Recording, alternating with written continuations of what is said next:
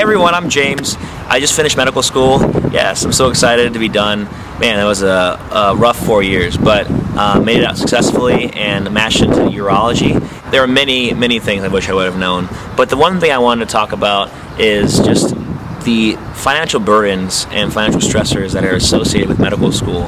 It doesn't matter if you have loans, you'll be taking out loans, or even if your parents or someone else is paying for medical school.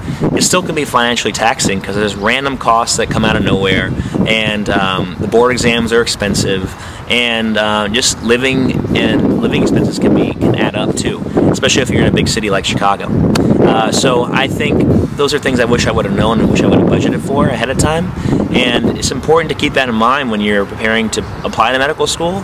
If you're in the middle of applying, you already know how financially burdensome that is, but when you're in medical school, I'm sorry to tell you, it doesn't get too much better because the costs add up pretty quickly. So just make sure you have some savings going into medical school, and actually save it and put it aside for the times you really need it when you're in medical school, because that will come in handy, no doubt. No doubt it will come in handy when those extra costs add up. Hey everyone, my name is Juan, and I'm a recently graduated medical student, and I'm going into internal medicine residency. So that's something that I've been trying to think about a little bit these days. I think the two biggest things I wish I'd known before medical school is what makes a good mentor. I think going through undergraduate and through medical school, I struggled to find somebody who was actually really had my back and had my best interests in mind. Throughout my research experience, I had plenty of research mentors, but not really people who truly wanted to help me get ahead. And once I found that kind of person here in my medical school, I noticed what big of a difference it really made. Someone who's willing to reach out to you month by month or semester by semester and just simply ask, what can I do to help you fulfill your goals? I think that was probably the biggest thing. I think it took me a little bit too long to find somebody like that, and I'm extremely grateful now that I know what that experience in that relationship really can be like.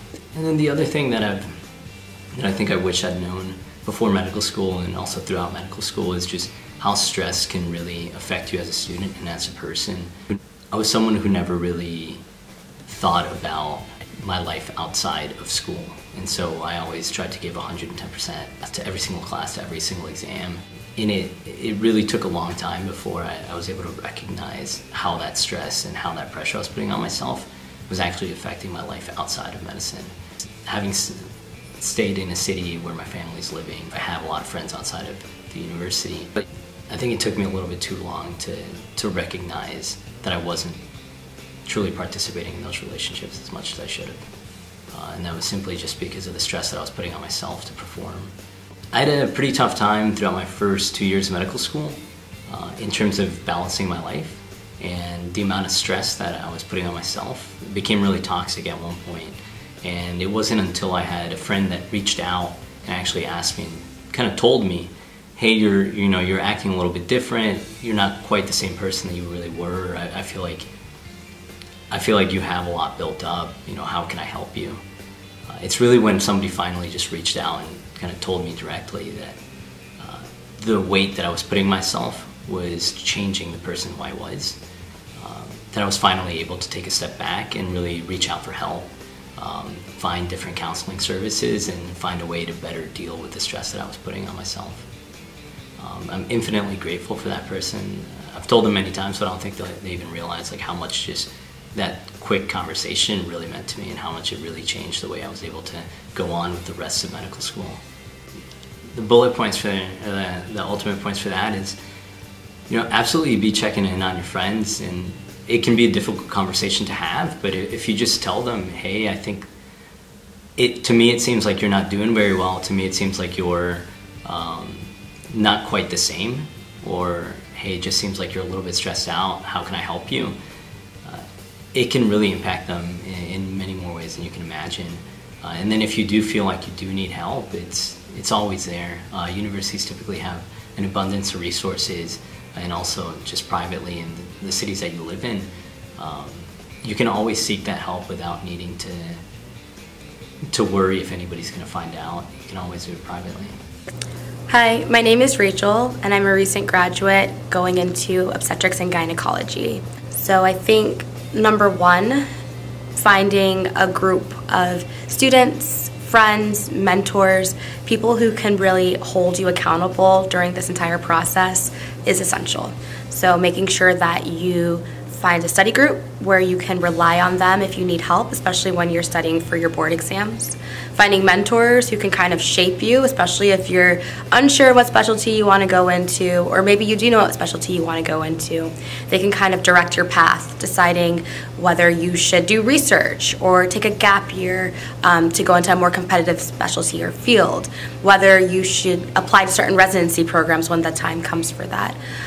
Those mentors, usually faculty and physicians, are essential. And then a support network that's outside of medical school, because I think oftentimes we forget that we're more than just a medical student. We have family, we have friends, especially from our high school days, our college days, maybe graduate school or work if you did that before attending medical school. And those people are really our community that we shouldn't forget, because this process is long, this process can be challenging, and they remind us of our humanity.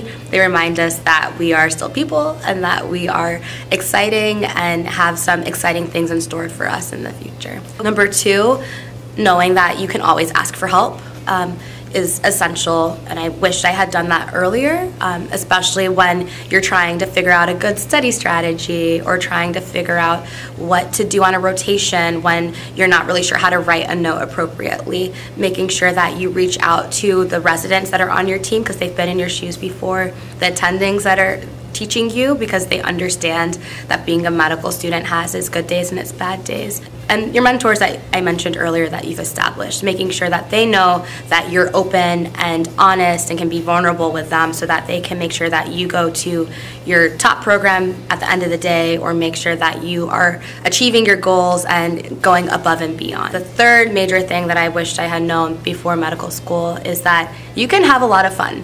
Medical school is actually very enjoyable, and I have met some of my best friends here. I'm so glad that I am at the school that I graduated from, because I love the patients I worked with. I love the community that I was a part of. The city that I was in is amazing, and I'm not from here, so I'm living in my 20s in a place that I probably might not have a chance to live in again, and there's so much going on. I cultivated new hobbies. I made sure that I was always enjoying what was around me. So make sure that you tap into what makes you happy, what makes you well, and at the end of the day, really have fun.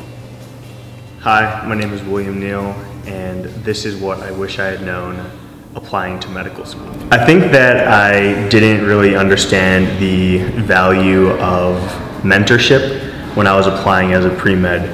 I didn't really know any attendings or any residents or really people that had gone through the process outside of family, which was very far removed.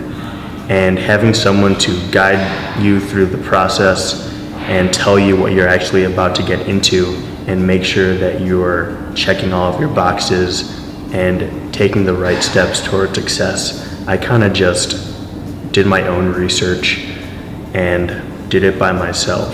And I think that a mentor would have told me to do things differently.